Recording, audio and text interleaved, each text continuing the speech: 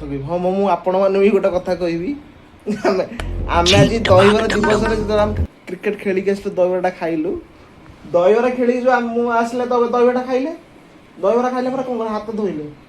ହାତ ଧୋଇଲା ପରେ ତୁ ସେପଟେ ହାତ ଧୋଇ ପଳେଇଲୁ ମୁଁ ହାତ ଧୋଇକି ହାତ ଧୋଇବା ପାଇଁ ବୋତଲଟା ଆଣିଲି ବୋତଲଟା ଆଣିଲି କହିଲି ଠିପିଟା କେମିତି କିଏ ଧରିବ ମୁଁ କହିଲି ଲେଫ୍ଟ ହ୍ୟାଣ୍ଡରେ ବୋତଲଟା ଧରିଛି ତ ରାଇଟ୍ ହ୍ୟାଣ୍ଡଟା ଧୋଇବାକୁ ପଡ଼ିବ ତ କ'ଣ କଲି ଠିପିଟାକୁ ପକେଟରେ ପୁରେଇ ଦେଇଛି ମାନେ ବୋତଲରେ ହାତ ଧୋଇ ସାରିଛି ଆଉ ଠିପି ଦେଇନି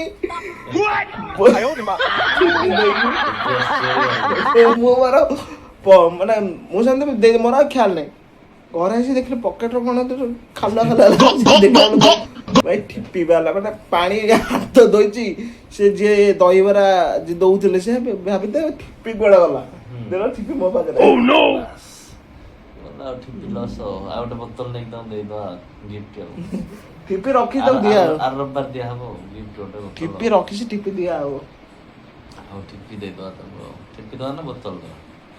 ଭାବିବା ଆଉ ହଁ ଭାବିବା ଗୋଟେ ବୋତଲ ତ ମାନେ ଭଲ ଆପଣମାନଙ୍କ ଓପିନିଅନ କ'ଣ କମେଣ୍ଟରେ କମେଣ୍ଟ ଜଣାନ୍ତୁ ୟୁଟ୍ୟୁବ ଆଉ ଫେସବୁକରେ ବହୁତ ପଡ଼ିବ ଓକେ ଆପଣମାନେ କମେଣ୍ଟରେ ଜଣାନ୍ତୁ ଆମେ ଠିପିଟା ଯୋଉ ମୁଁ ରଖିଛି ସେଟା ଦେବି